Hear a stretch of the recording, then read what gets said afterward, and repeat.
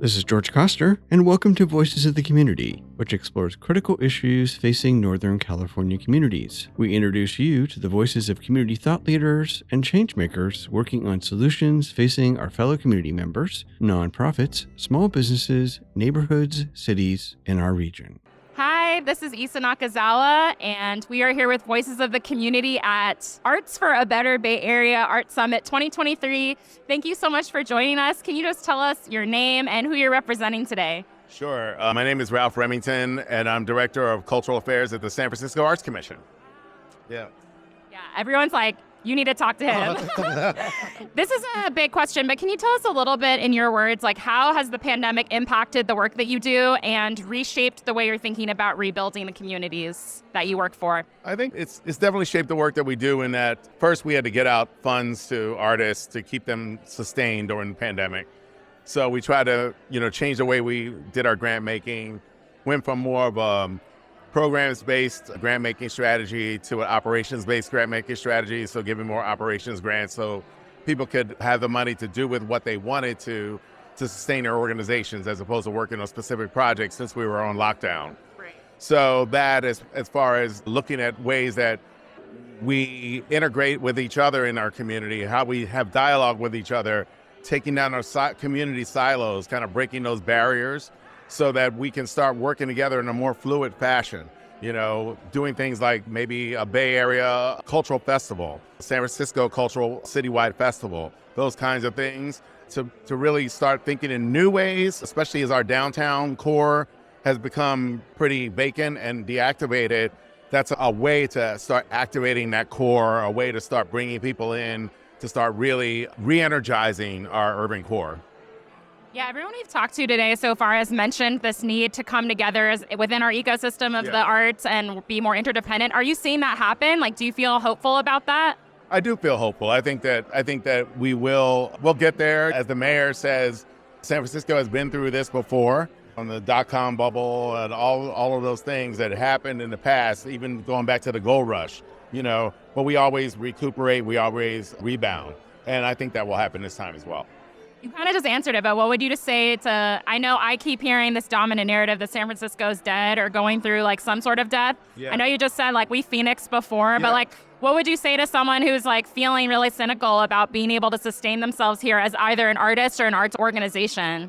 I think that's real, right? That conversation is real, and to be able to sustain yourself as an artist in San Francisco is really tough if you don't have a gig or if you don't have a regular source of employment.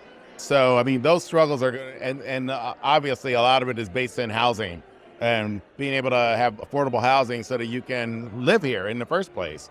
I think a lot of it's going to rely on kind of some future thinking. If we look at things like digital platforms and broadening our arts sharing experience to the digital platform level, because I really think that the live performance is going to be a premium experience, and the digital performance and the digital exhibition will be what people experience more in the future. I think already live performance has become inaccessible for a lot of people. Live events have become inaccessible as far as ticket pricing, getting sitters, paying for that, paying for parking when you come in, as opposed to being able to turn on your TV set, flip on a channel and see a performance, right? So we got kind of used to that during pandemic. So I think it's a kind of rethinking our narrative in the same way that sports did a long, long time ago. They got the jump, right? So sports figured out, it's not just who we can bring into the stadium, who we can broadcast and amplify that message to and get those participants that way. So more people are participating, watching sports globally on flat screens than actually 10 sports performances. And I think that'll happen with arts in the future. How do you, I have only one more question, but just a quick follow-up is how do you see isolation factoring into accessibility? Because we need to innovate, we need to create these digital experiences to be more inclusive, but then the counter to that is we're seeing increased isolation, and a lot of the symptoms from that are exacerbated right now. So how do you combat isolation within that shift and transition?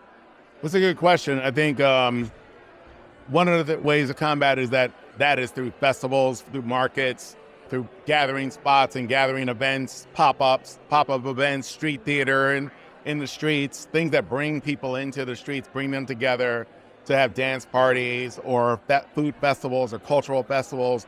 Those things, I think, will be more and more of those things will be what's needed in the future to activate the community. But at the same time, broadening that digital experience will give artists another revenue stream of support, because then they can get revenues from digital experiences as well as from the live experience itself. So I think doing a both and kind of strategy as opposed to an either or. I love that. I was just going to say it's a both and or a more is more instead of one over the other. That's right. And then Just like sports, yes. Yeah. I just want people to know that, because I feel like people get overly emphasizing on the digital and then miss out on the core, which is building culture and building our connection. Yes. And the last question is, what are you most excited for today? It's like the first time folks are gathering like this in a while. It's great to see all these folks, right? And some of these folks I've never even met before in person, because I started my job in January 21, and so I know a lot of them through the Zoom, the flat screen, right? But I don't know them in person.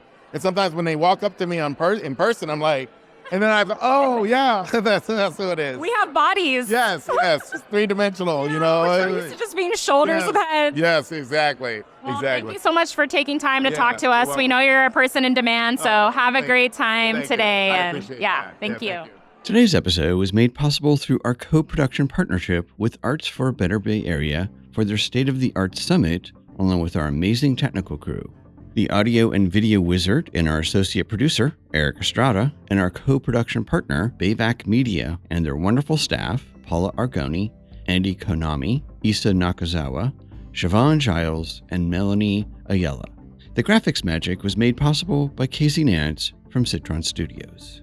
Take us along your next walk, workout, or drive by subscribing to Voices of the Community on Apple Podcast, Spotify, and Google Podcast, or wherever you get your podcast. You can follow us on Twitter @George Coster, and we'd love to hear from you with feedback and show ideas, so send us an email to george@georgecoster.com. I'm George Coster in San Francisco, and thank you for listening.